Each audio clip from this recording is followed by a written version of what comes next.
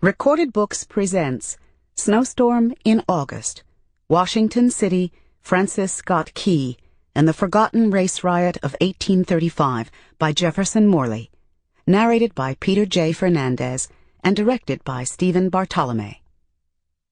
This book opens with the declaration of the Fifth National Negro Convention, which was held in Philadelphia in 1835. We rejoice that we are thrown into a revolution where the contest is not for landed territory, but for freedom.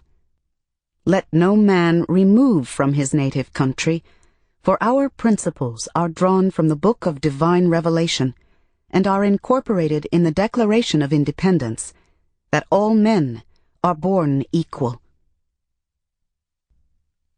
And now, Snowstorm in August.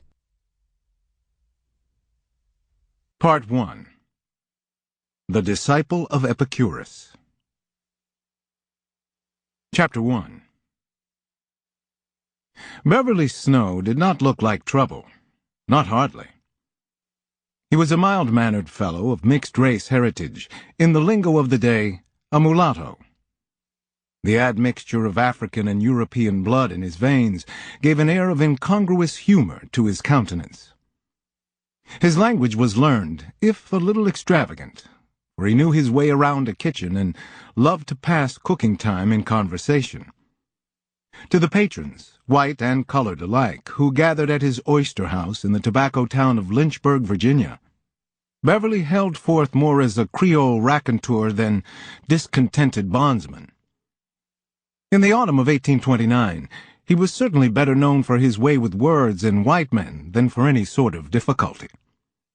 He humored the hungry with a steady stream of jokes and japes, while doling out fat James River oysters and dispensing a variety of sage epigrams, dubious puns, and enigmatic epiphanies at no extra charge. The fare was salubrious, the conversation light, the prices lighter. That was Beverly's way. While it was true that not all white men approved of a colored man doing business in the heart of town, it was more true that Beverly's friends, John and Susanna Warwick, approved of his enterprise. In Lynchburg, that was enough. John was the son of Major William Warwick, a Revolutionary War veteran turned banker, who had served as the first mayor of the settlement around John Lynch's ferry landing back in 1805. Susanna was the daughter of Captain William Norval, a veteran of Valley Forge and the village's first clerk. John and Susanna Warwick owned Beverly Snow, but ownership... Sample complete. Ready to continue?